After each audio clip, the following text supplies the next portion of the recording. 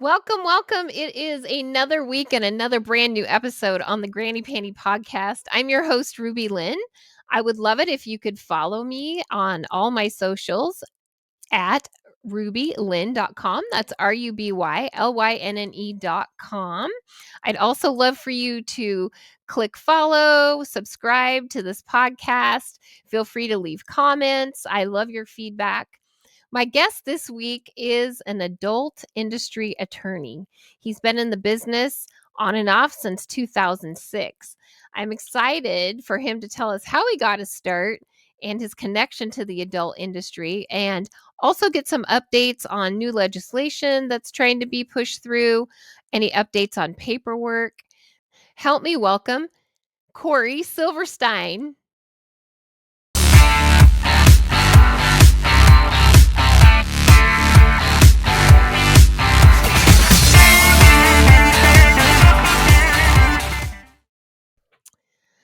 So this week we have Corey Silverstein in the house. I am so excited to have an expert in the legal field here. Have lots of questions.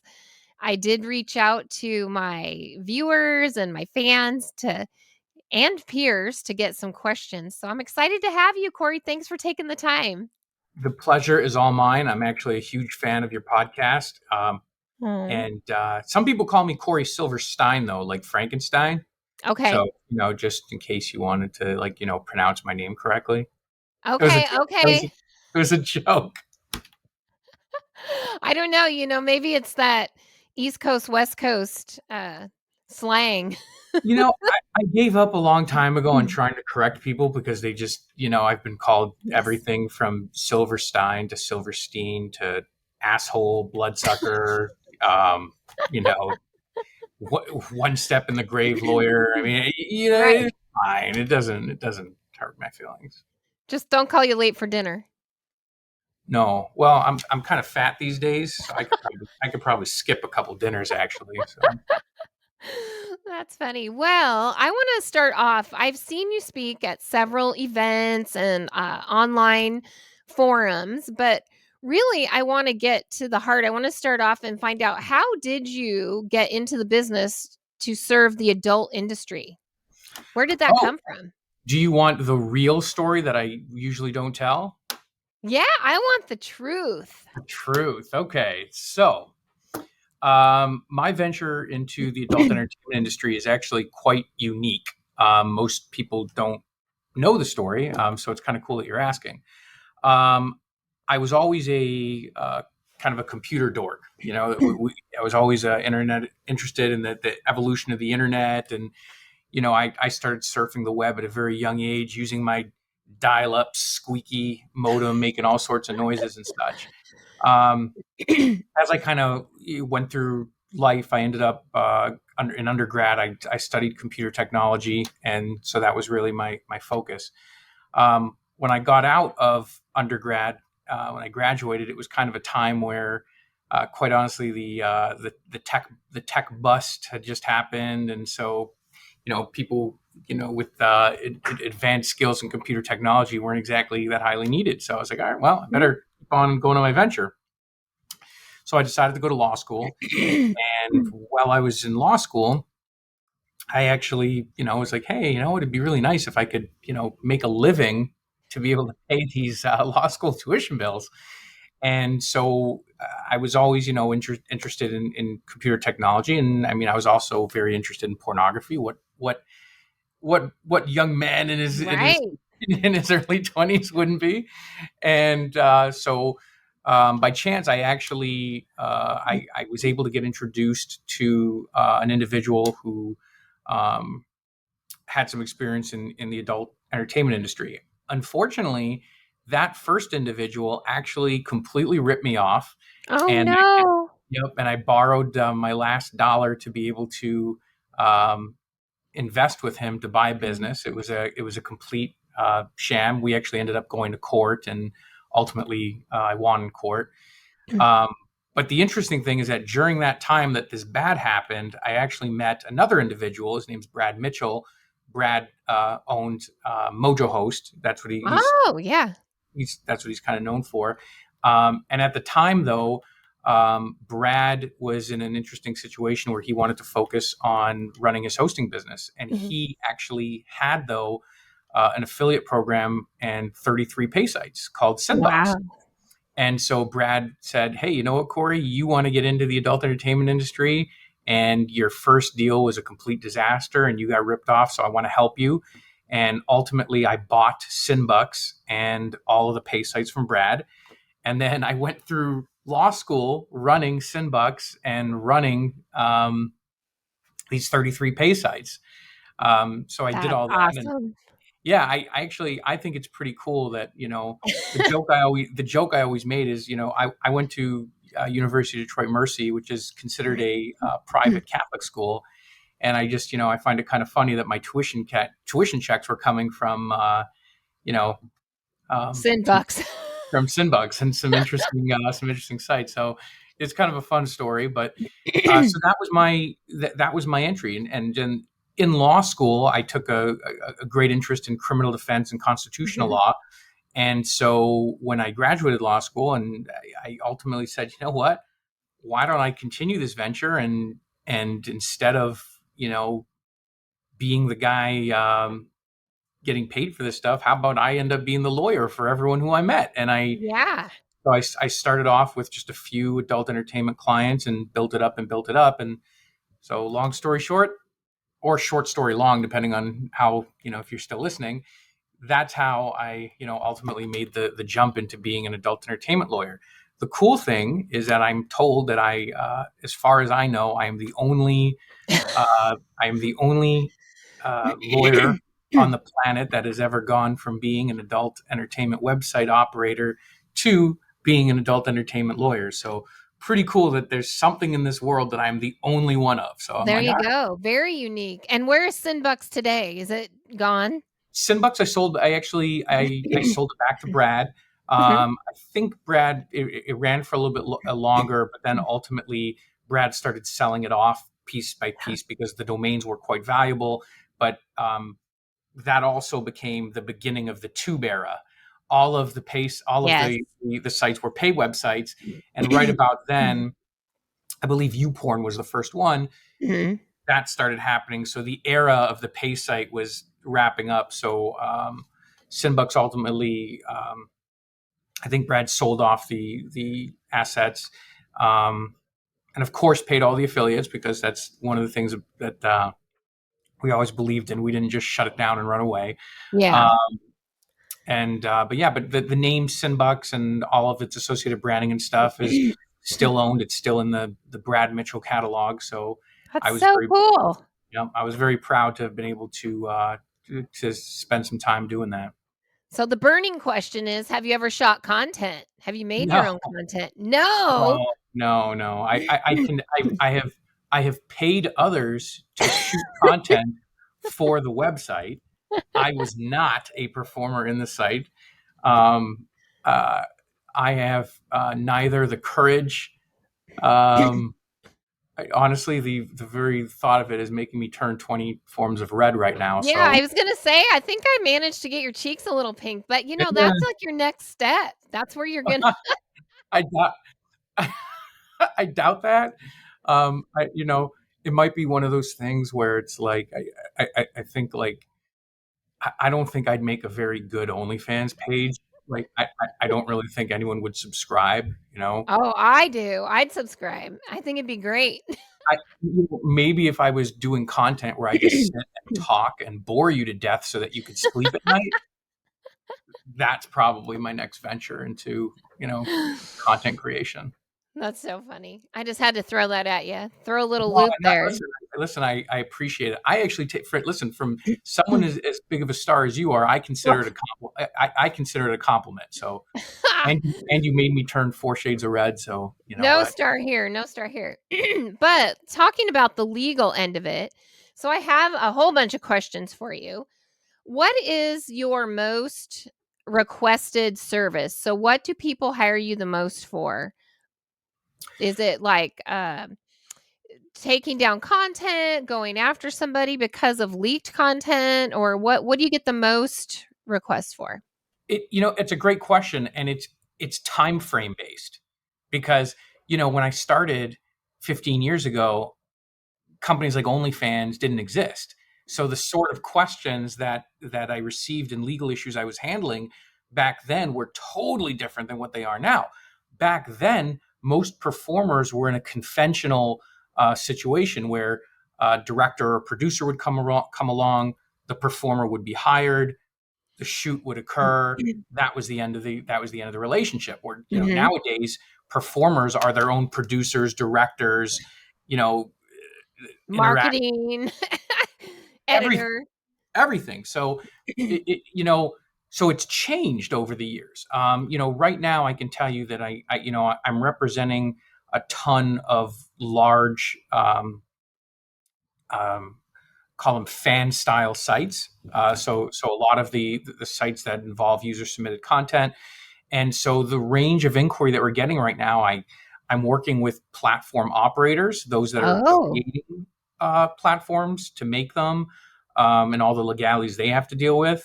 Then, of course, I deal with smaller producers who are, maybe doing smaller on your own businesses, and they're needing proper legal documentation, proper performer contracts, collaboration agreements. They want to learn how to properly keep 2257 records.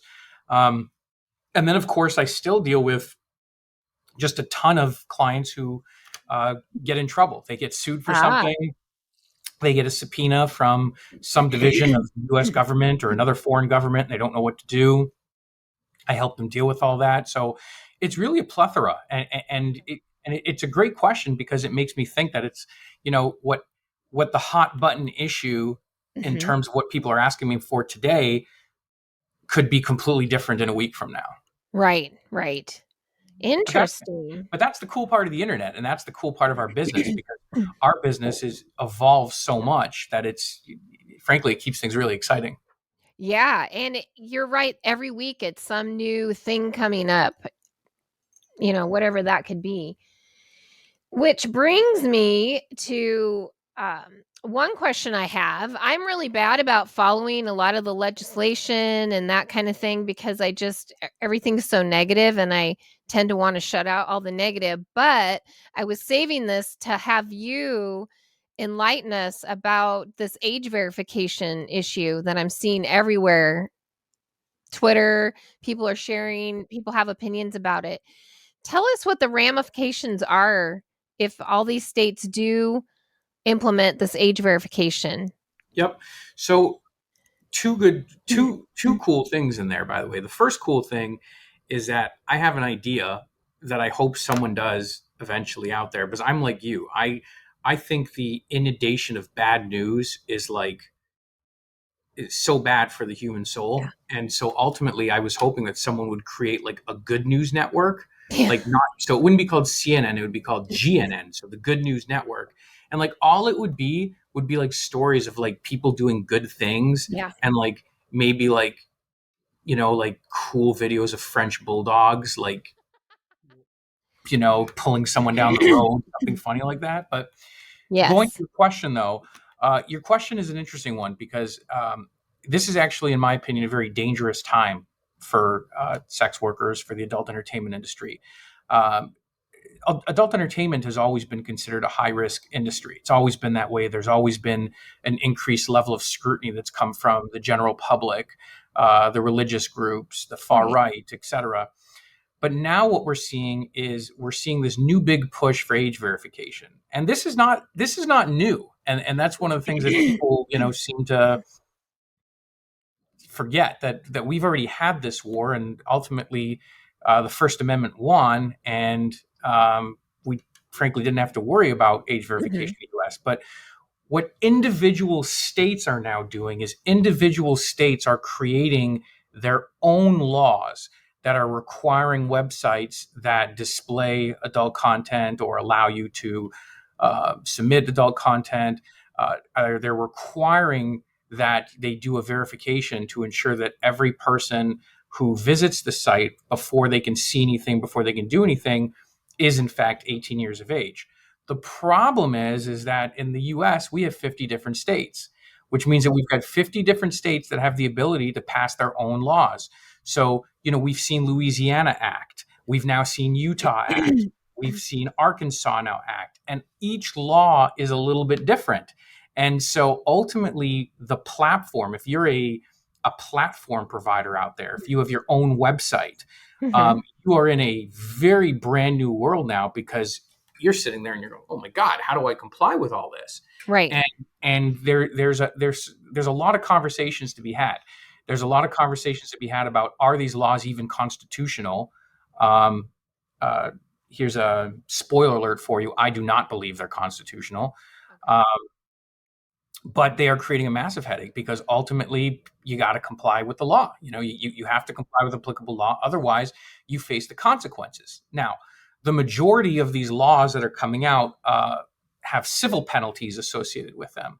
But we are starting to see some states that are trying to tag some criminal penalties in there as well. So, it's one of those things where, once again, if you're in the adult entertainment industry, you've got to get your ears have to be up, your eyes have to be open, and you need to understand how these laws affect your business. Yes, I agree, because at first glance or first hear, "Oh, age verification." Well, that sounds like a fairly good thing, but when you start diving into it, then you're finding out that might not be. Yeah, I mean, let's make something. You're the Ruby. You've been like the candid podcaster. You have the open discussions and the honest discussions. So let me be like perfectly candid, okay? People in general, the very idea of ensuring that children should not be exposed to adult entertainment, I agree with that. Right.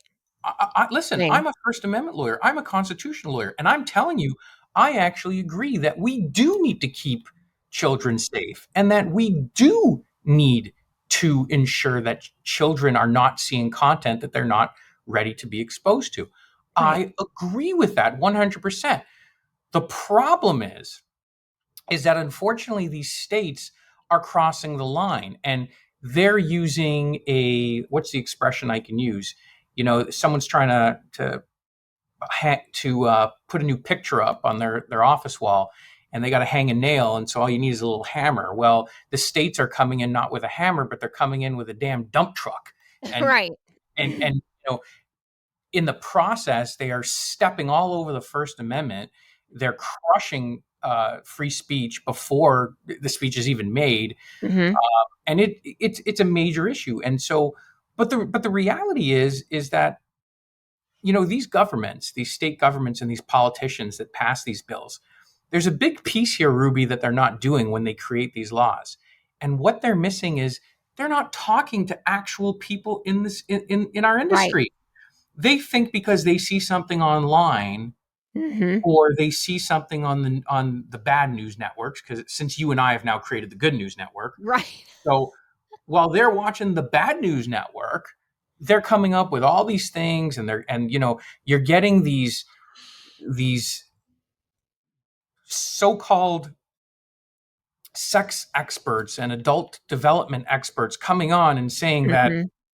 if a child is exposed to a breast before the age of 18, that child is going to be scarred for life, and they're never going to be able to function, whatever. This is the sort of this panic, fear mongering Right. that leads politicians to run out to try to secure their bases. And look, I'm not going to pass judgment, but let's be honest here. Look at the states that are kicking this new phase off again: Mhm. Louisiana, Utah, Arkansas. These are not historically very liberal thinking states, shall we say. Exactly. I was just gonna say these are like Bible Belt It, states. I'm gonna say it. listen, that's why I love your podcast, because you say it exactly how it is.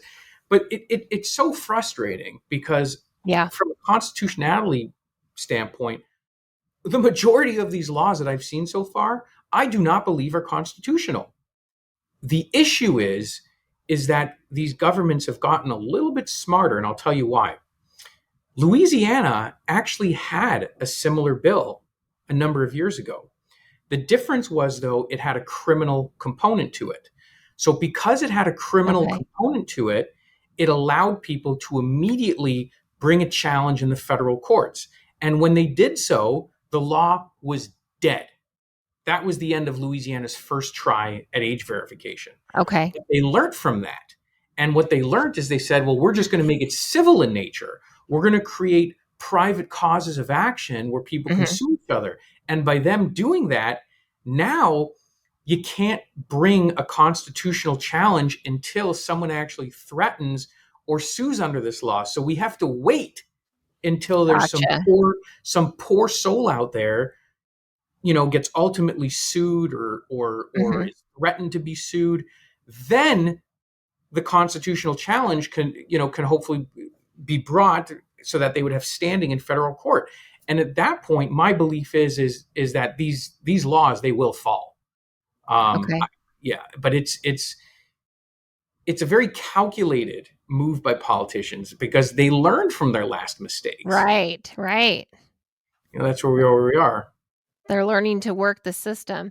And again, that's why it's so important, I think, to do your due diligence to really dive into these issues and things that are coming up. Because, like I said, people who aren't in the industry, because, they're not asking people in the industry, as you said, they will, just Joe Normal off the street will hear that, oh, age verification sounds great. Like, I'm going to vote for that or I'm going to hop on that. But when you really start to deep dive, and read the Well, language.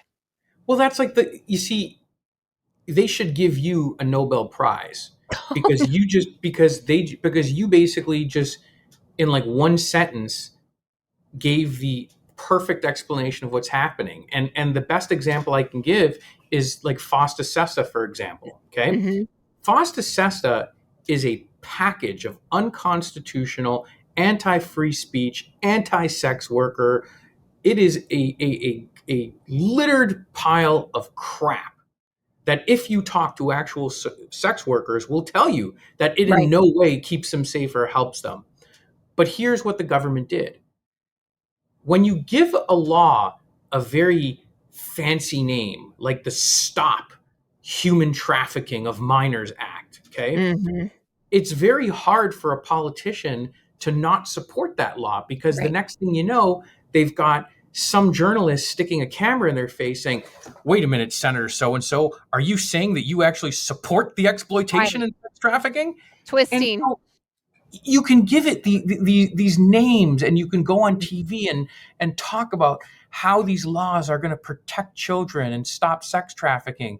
But the amazing thing is the government never took 5 seconds to go and actually talk to the Right. people that matter the most. Right. The sex workers, the performers, the entertainers, the people that are actually truly going to be affected by these laws. So that's where I think it's very disingenuous for the government to take the position with laws such as these age verification laws that yes, Mhm. what this is really about is protecting children. Is that what they're saying? Yes, but when you really get into the Right. nitty-gritty of the law, what you see is a trampling over the First Amendment. Right. Crazy. And this is why I'm not a politician or a lawyer, although I wanted to be one when I was in high school. Listen, honestly, I love playing with computers all day. Just unfortunately, everybody had to go broke on the .com bust, and That's right. it's just kind of one of those things. It's a strange way the way life's twists and turns get you to where you are. That is true. That is true. Well, thank you for talking more about that because, I'll be honest, I don't keep up with a lot of the political stuff. I don't know. I just don't. But it is good to know that. And yeah, when I first got in the industry about 3 years ago, the FOSTA SESTA thing came out, Hmm. shortly after that. So it was mind boggling to me at that point. Yeah. Well, the Woodhill Freedom Foundation is leading the charge on the First Amendment challenge against FOSTA SESTA. Um, as of today, when we're doing this interview, it's April 12th. We're waiting for to hear from the courts in a very important decision, and so we're hoping for some very good news here shortly. But Um, there is, as I've said before, I've said this, I don't even know, more times than I can count, that this industry is filled with some of the most unique and special and strong and brave personalities. And this Mhm. is why I love what I do so much, because ultimately, you know, I'm here to help the people when the government tries to do things that they're not supposed to do. I'm the guy that can, stand up and say, "Well, stop a second. That's not going to work." And Right. and I help these people get their messages out, because there are so many performers and sex workers that are, and business operators, that get negatively impacted by these laws that, again, there's been no consideration as to how it's actually going to affect Mhm. the adult Mhm. entertainment industry. It's frankly, it's what makes why I enjoy it so much. But I've always despised bullies. I hate bullies. And to me, oftentimes, lawmakers and politicians can be the biggest bullies of them all, and Absolutely. that's where I come in. And so it's unfortunate, because there's a lot of people who are, and have, in fact, the gross majority of the adult entertainment industry Mhm. are filled with law-abiding business operators and people who are running their businesses, paying their taxes, following law, trying to do things Mhm. right. Mhm. But because the very topic of sexuality gets so much heat, and you get so much negative assertions with it, and there's so many, you know, the general public's perception of what adult entertainment is and what sex workers are is so broken Yes. and misguided. They still want to pretend that when you hear adult entertainment or sex work, that you should immediately picture a dirty mattress in the middle of the room with heroin needles laying around everywhere, and people chained up against it. This is what they Right. want, but that is not the reality of what the adult entertainment industry is. And this is um, it's you know it's a lack of research, it's a lack of understanding, Yes. and it's why I'm so passionate about what I do. And I think that when they hear that, they don't understand it's a real business, you Oh know? yeah, They don't I think people, when they hear that as well, they think, "Oh, you're just out here having sex with all these people because you know, you're I don't. promiscuous or something." I don't know. I say to people all the I say to people all the time, and I have clients that have invited some of these politicians. If there's, what, come to a shoot, come see what it is. Right. Oh, good idea. I've seen a professional shoot. And for those people out there that think that it's like, oh yeah, it's just like one giant orgy and it's all fun and games. No, the number of people on set to make Yes. the to make sure that your lighting is correct, your sound is Right. correct, everyone is safe, everything looks the way it's supposed to be. Uh, Everything is clean, everything is sanitary. Right. You Right. know, Honestly, I think some porn productions spend more money than Jurassic Park did. So Right. For sure. it's silly. And if you talk to actual performers, where it's like, oh yeah, they just laying around having their orgies all day. You don't understand the prep work that goes into Right. the screening, the STD testing, Yes. the list just goes on forever. Yep. And no one ever talks about that in the mainstream. The only again, they just want to put up their thing, and they want to put up their nice, pretty artwork of the dirty mattress with the heroin needles. Right. You know, Right. it's just it's so naive. It's almost frankly, I think that some journalists should be embarrassed for the poor coverage they've done on the adult entertainment industry, just because they've portrayed it in such a way that is so outright wrong. That's a good point. That is a good point, for sure. So, speaking about all this work it takes to shoot, do you see any changes coming in required paperwork? Do you see like the 2257 evolving? I feel like I've seen a couple different versions of it being kicked around. Can you Mhm. speak about any changes you might see coming with that? Yeah, personally, with regard to 2257, I don't foresee any change in the Okay. near future. I don't see any change to 2257 in the mid future, to be honest with you.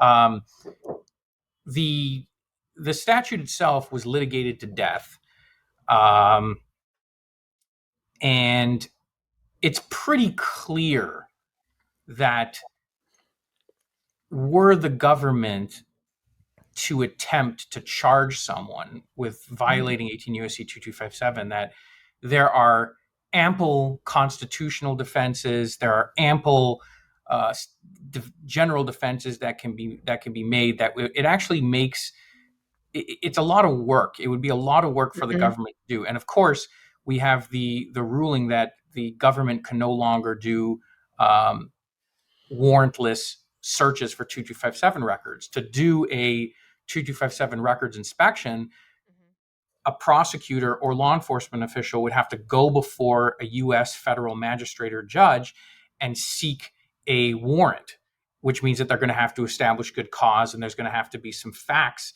to demonstrate that a crime of some sort has been committed. Um, Okay.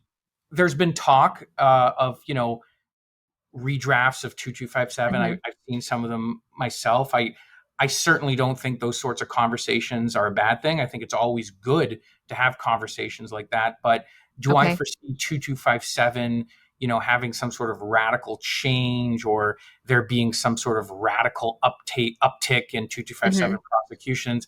No, I don't see that. Okay.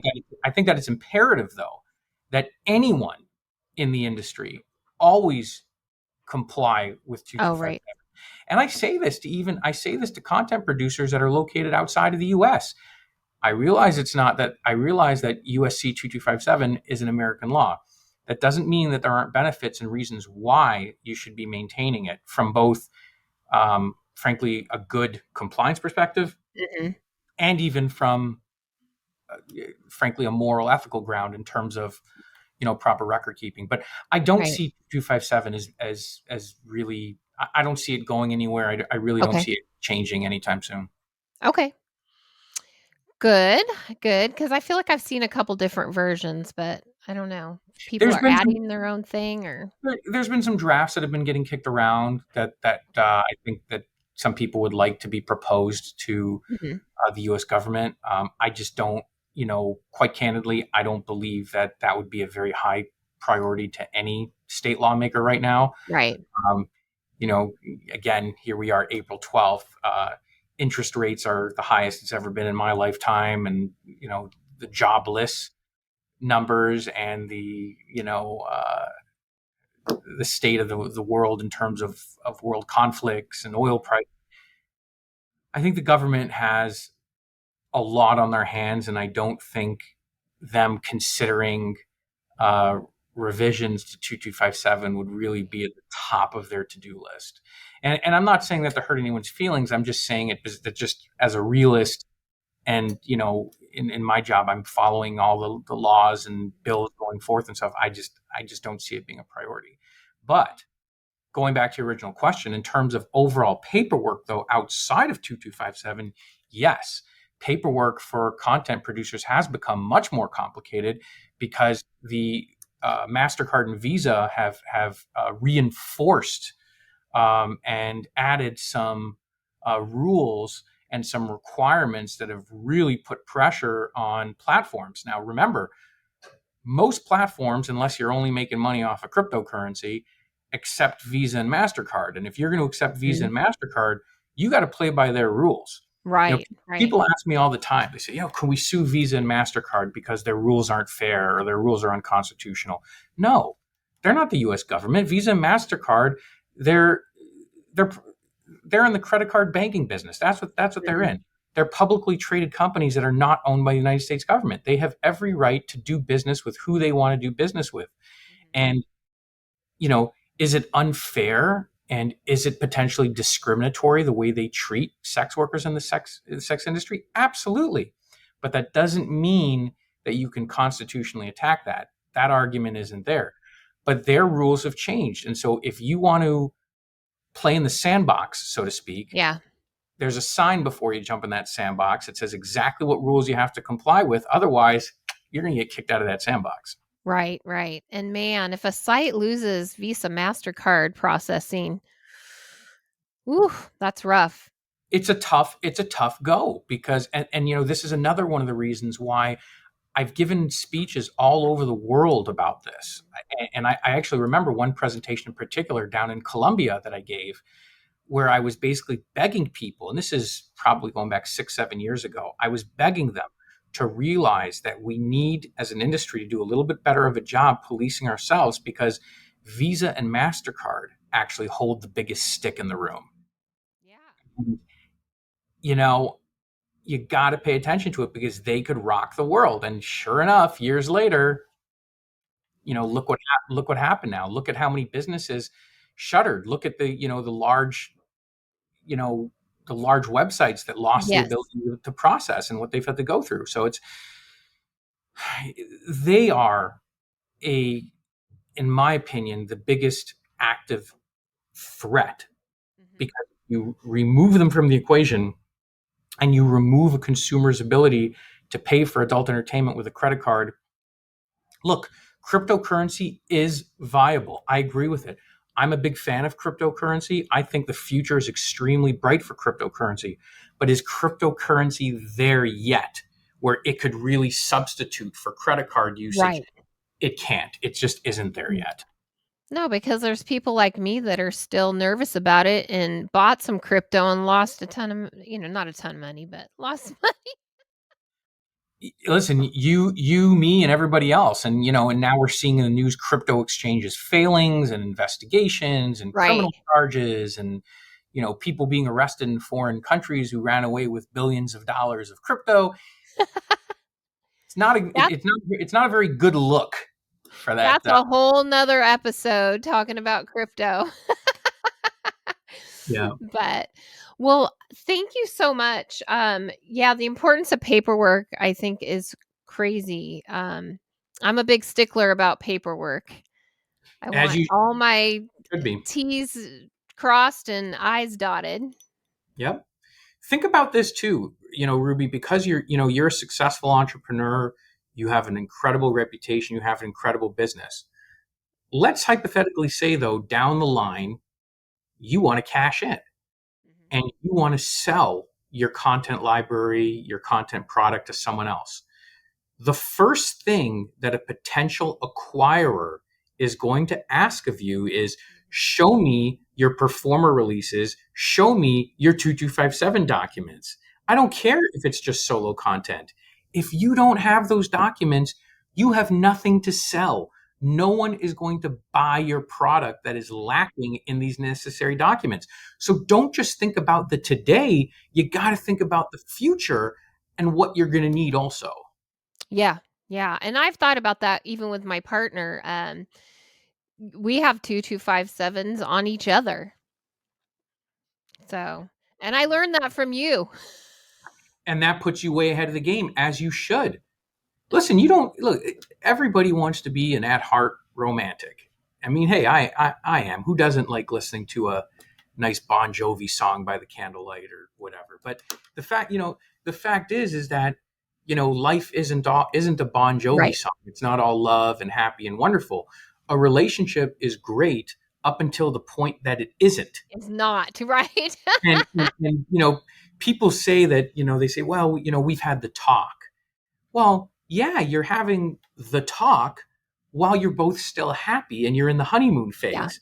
Let's see what happens when one of you accidentally goes out with someone's best friend. Let's see, you know, how happy that conversation is going to be, the talk is going to be then. It's not. Things change in life. Yeah. Relationships end. People get sick. People die. I know it's a horrible thing to do, but if you're in the industry, whether you're a performer, whether you're a platform Mhm. operator, you need to have a plan for Right. how you're going to deal with things like death, incapacity, uh, relationships ending. You've got to have a plan. Otherwise, if something happens in your relationship or to you, guess That what? person yeah, that person can't even go on to sell it, so yeah. Exactly. And Yeah. and so the adult entertainment industry is high risk, but it is a business. and it should Right. be treated no differently than any other business that you might own. Same thing. Oh, yes. I just paid my tax bill this week, so it's definitely a business. Well, like, listen, and that's a good thing too. For those of you out there, make sure that you're paying your taxes. Make sure you're working with an accountant that actually has familiarity with the adult entertainment industry, because some don't and don't understand the expenses that you can deduct and Right, understand the right. different requirements that you have. But yes, making sure you're paying your taxes is very good, and I can check that off my list of things I was worried about for Ruby. So we're going to take our Yeah, there you go. No, I even tweeted tax. about it, like, "I need a drink now, I just paid I just paid this tax bill." I think I'm going to get you like a sticker, like like when you vote, you have the "I voted" American flag thing. We should have something for taxes too. It should be like, "I paid my I taxes," paid my taxes. That's right, that's right. but not with a smiley face, with a sad face, like "I paid my Yeah, taxes." You know, that's right. I agree. Well, as we close out the show, thank you so much for all the good information and making the time to be on the show. Do you have any big projects you're working on this year? Anything new for your site, your website? we're the last couple months have been insanely busy. We just launched Silverstein Legal Alerts. That's a kind of a new email service that anyone can sign up for. They can just go to my website and sign Oh, up I'm for signed it. up. and and it'll give you, like, anytime something major comes out that we Yes. believe is something that you need to pay attention to, you'll get a Silverstein legal alert that will explain to you what's going on. For performers, one thing that I did during COVID was I launched a platform called adult.law. And remember, people, it's adult.law, not adultlaw.com, adult.law. And it's actually a subscription based site, because there's a lot of performers out there that might be new to the industry, or maybe they're intimidated by having to pay big legal retainers. And so it's a monthly subscription where you can subscribe and you can watch our educational videos about all different facets of the industry. Some of our plans come with individual consultation time with me, and it's an affordable way to get access to legal resources that you might normally have. So we're very proud of that. There's a lot of stuff coming up. I mean, for those of you who are going to be traveling, I'm going to be doing quite a few presentations at the upcoming XBiz Miami show. Awesome. So that's going to be a big one. I hope you'll be there, Ruby, so that Yep, I can. I will. Perfect. I'll be that guy walking around. Oh my God, is that Ruby? Can I get your autograph? Like, it'd be kind of cool. So, but again, it's I always encourage people to reach out anytime they want to reach out to me. I try to be a pretty friendly guy. I mean, if you call me too early in the morning, maybe I could be cranky, but you can always reach me through my website, Okay, myadultattorney.com. You can go on Twitter, myadultattorney. You can contact me by email, phone number. However, I'm perfect. always happy to talk. And again, if you're intimidated or on a budget, adult.law might be a good option for you as a performer. That's a great resource. Thank you, and I will link all that too when this podcast goes live. I'm So actually going to do one better than that for you, because you invited me on your podcast today. I'm going to get you a free subscription to adult.law so that you can Oh, have it at your disposal for no charge, Ruby. well, thank you. That's so exciting. Thank you so much. So then when I'm sitting there watching all of your podcasts, you can sit there and watch me on my Yes. adult law videos, and it'll kind of be like this weird thing where we're watching each other unknowingly. Watch. Yeah. Well, thank you so much. I appreciate your time and always informing the industry, keeping everybody up to date. That is always appreciated. Pleasure's So all thank, mine. thank you so much. And I look forward to seeing you at XBiz. I can't wait, and thank you for having me. Bye bye. Take care.